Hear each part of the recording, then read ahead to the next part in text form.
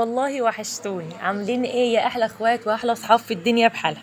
وحشني التسجيل معاكم جدا، وحشني اقول لكم يا صباح الفل، يا صباح الهنا، يا صباح الرضا، يا صباح كل حاجه حلوه في الدنيا بحالها. عاملين ايه يا حبايب خوخه؟ وحشتوني. طبعا انتوا بتسالوش على خوخه والدنيا واخداكم وواخداني انا كمان، بس قلت لازم ارجع لكم بالصيف. يا صيف يا صيف حران يا صيف. ايه اكتر حاجه بتبقى حلوه في الصيف؟ هي يا بنتي يا خوخه البطيخ. وعملنا لكم تورتيه البطيخ، يا رب تعجبكم. عفوا. انا طبعا منزله كذا مقطع كده، مش فيديو اساسي للقناه. طبعا احنا كنا بنعمل روتينات قويه جدا، كنا بنعمل فيديوهات حلوه جدا. طبعا النفسيه ايه، متشقلب حالها كده شويه، بس إيه، اليوتيوب هو اللي مزهقني والله، مش انا اللي زهقان. هو اليوتيوب اللي مزهقني. هيقولوا لك اجتهدي على القناه، نزلي كتير على القناه يا بنتي يا خوخه، كل يوم فيديو، صوري اي حاجه ونزليها. مش بالكلام ده والله، ما هو بالكلام ده. لو نزلتي في اليوم 10 فيديوهات ما هو بالكلام ده برضه. والله شطارة من حد، اليوتيوب ده حظوظ، وانا حظي ما جاش في اليوتيوب نهائي.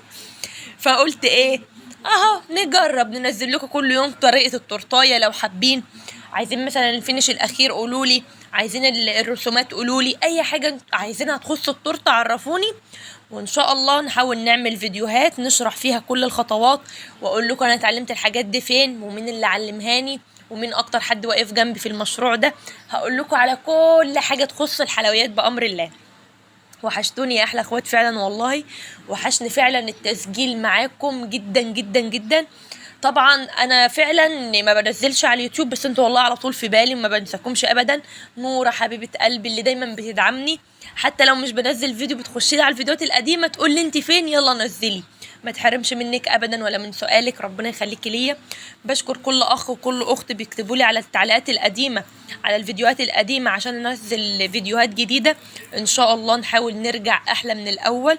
هي بس مساله وقت، ادعوا لي كده، في مفاجاه حلوه جدا هعمل لكم عنها فيديو بامر الله. احلى حاجه كنت بتمناها في الدنيا بحالها ان شاء الله خدت الخطوه دي وحققتها.